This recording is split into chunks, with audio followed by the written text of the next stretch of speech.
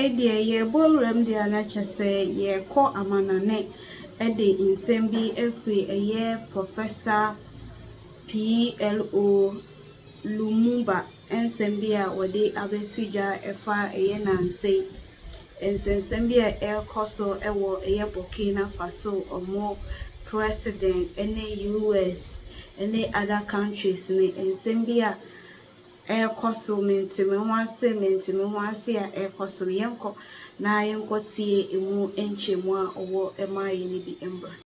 We'll elect our governors, we'll have our ministers. That will happen, but they are not bothered. After we have elected them, you'll then see them sending their arrows ahead. You'll see Bill Gates come and meet your president. You'll see Tony Blair come and meet your president. You'll see Macron come and meet your president. You'll see all of them. And then they will never admit, but they'll be told, if you want money in agriculture, behave this way. If you want money in this area, behave this way. They will never tell that to the Chinese. They will never tell that to the Indians. They will never tell that to the Vietnamese.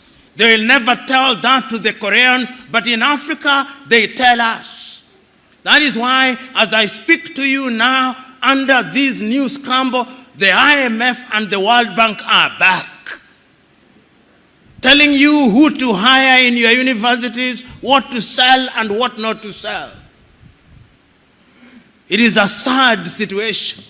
So today, as I look at Africa in that new scramble, the Chinese are here. I hope that this institution was not built by the Chinese.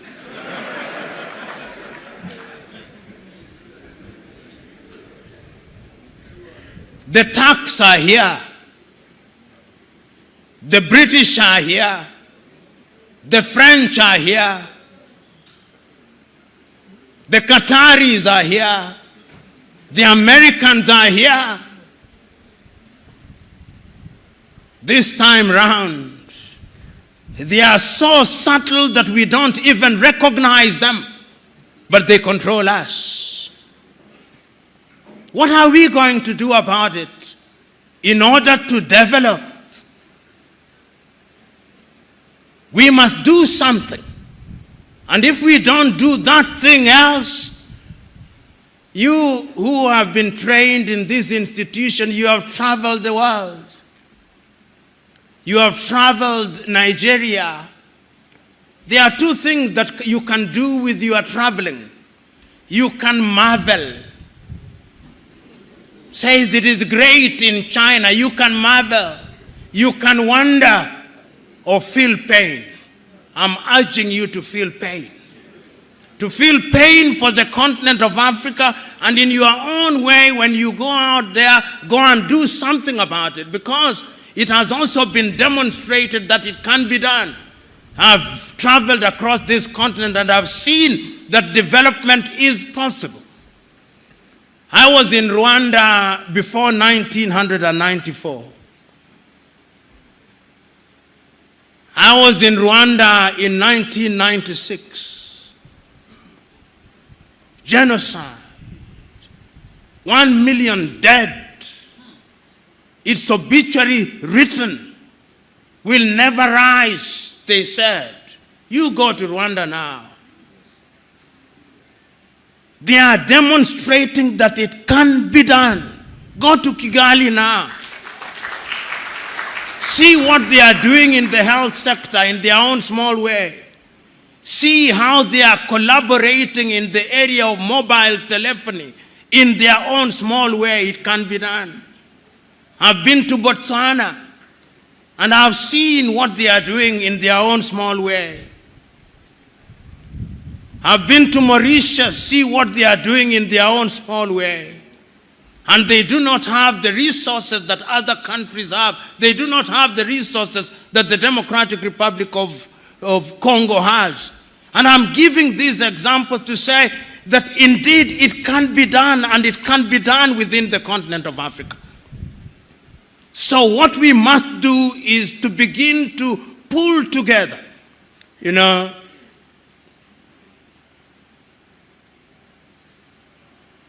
as I've been sitting and listening, I was also struggling to have internet in this room. And every effort was being made to connect me to internet. And all those efforts failed. Why? Because we are in an era of the Internet of Things. We are in an era of nanotechnology. It cannot be right that in Africa's largest economy, in Nigeria, I do not have internet at an institution that deals with security. You get the point that I'm trying to make? It cannot be right. And I know why we don't have internet connectivity. It is because we are divided. We have 55 telephone access codes. Nigeria 234, Ghana 233, Kenya 254, Tanzania 255, Uganda 256, Zambia 260, Zimbabwe 263.